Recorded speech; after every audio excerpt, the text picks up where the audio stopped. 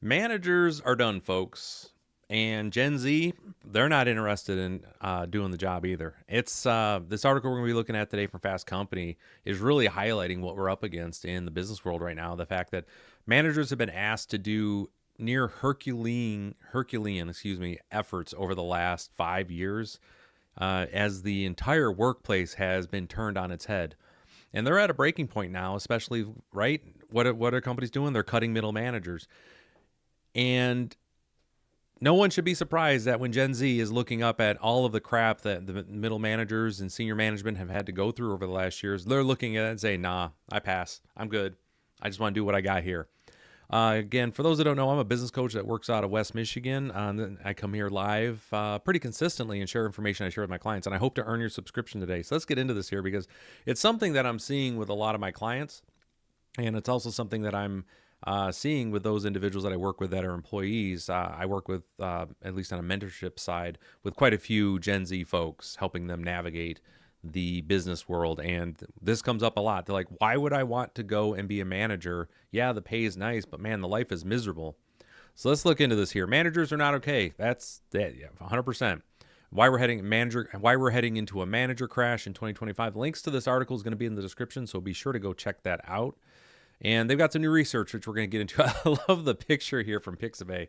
Like, got this manager completely smoked and burned out. That was great. After years of pressure from the pandemic, the challenges of managing remote and hybrid work, RTO workplaces, and frankly, inconsistent organizational support, managers are at the brink of a crash. The average person is not designed, especially when it comes to managers. And we're going to talk about the vast majority of companies don't understand what managers' jobs are actually supposed to be. And we're going to talk about how I coach my clients and how we look at managers and what their responsibilities are to be able to help them out.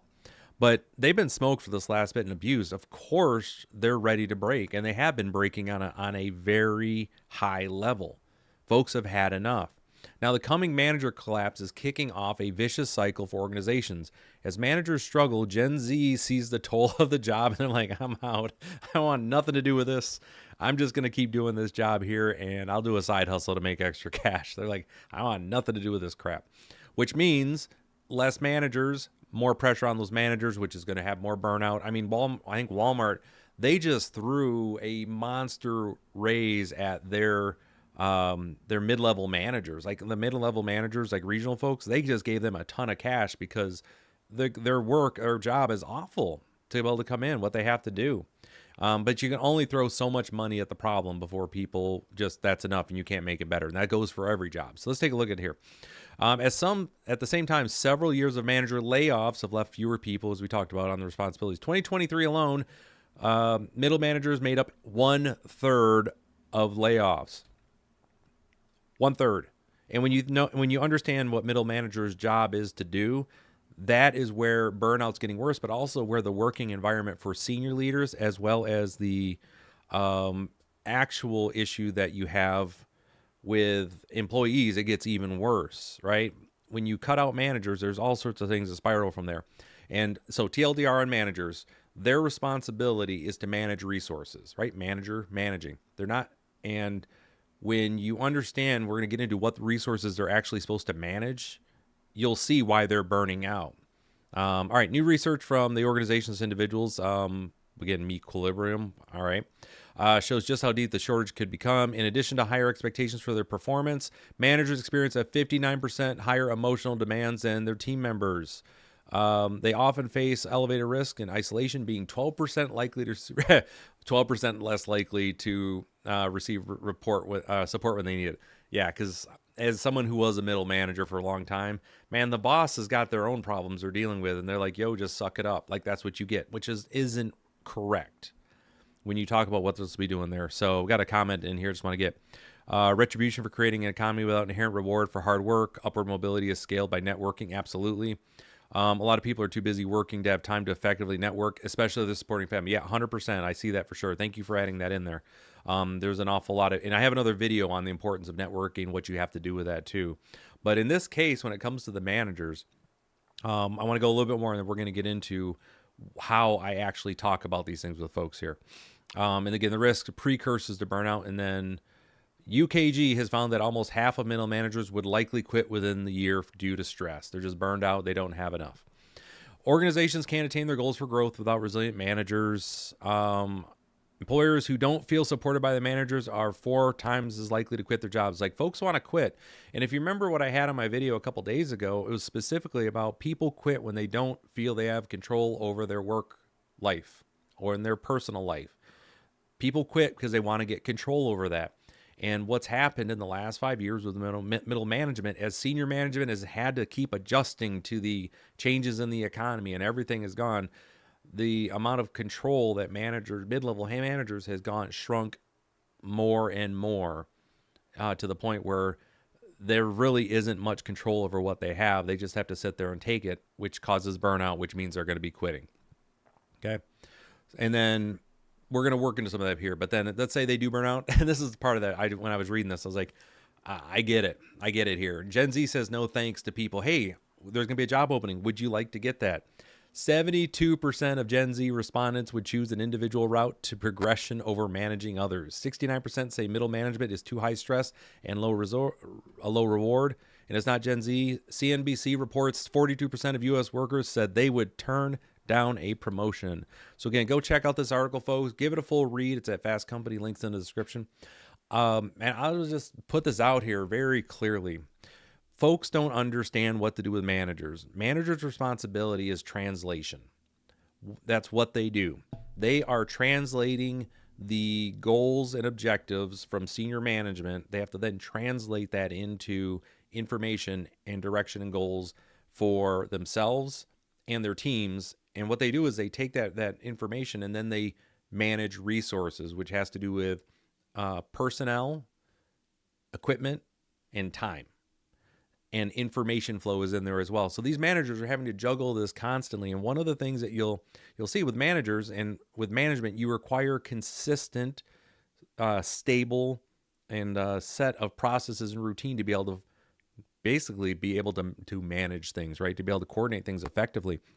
So when senior management is constantly changing things, reorganizations, doing all of these switches here and there, getting rid of this whole department, whatever it is, now the managers have to take time, relook at their processes, retrain, relearn, redo all of these things, which is ultimately less effective, which is causing them to burn out because they're having to take the brunt of the complaints from the customers, from the vendors, and most importantly, from the employees on the fact that all of these changes are happening constantly.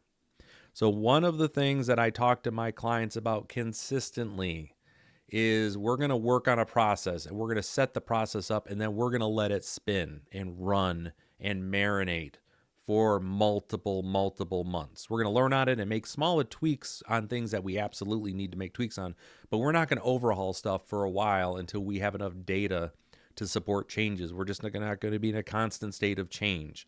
And what that does is it allows the managers to look at their goals, to look at the team that they have, identify their training, any sort of shortfall, and set their teams up for success, right? So when managers are communicating, this is the way it needs to look. And you have to understand, let's say there's complaints from employees about the way that their work life is going. They have to then take that information and turn that into money for the conversation up. And this is how the most effective managers talk. When you are communicating information, you have to translate it between the different areas.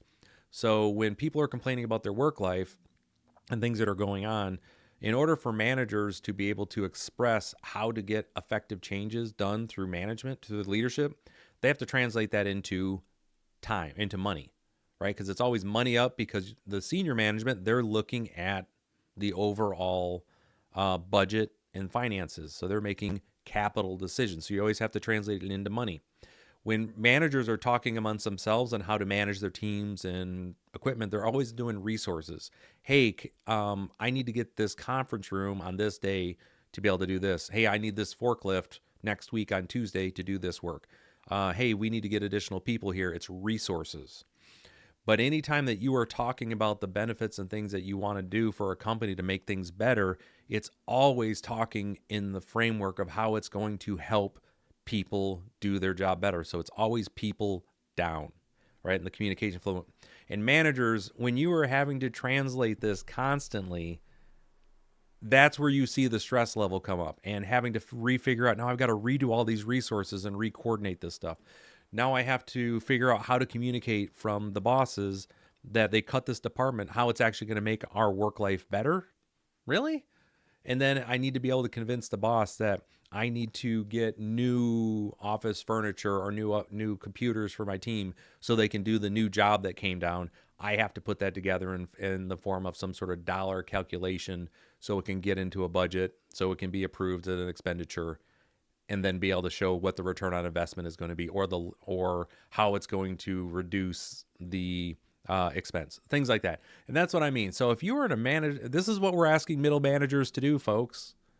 This is what managers have to do for their regular job. It's difficult enough when things aren't changing. But as we've had to consistently change things, these managers are getting absolutely smoked because they have to keep translating and retranslating and reorganizing and reallocating and refiguring everything out to execute on what the big bosses seem to think. Okay. So that's really what I wanted to talk about in this video today, and we get here. So before I close up here, shareholder profits and greater executive bonuses, manager employee incentives, they see them as yes, there is a portion of that where they see them as expendable.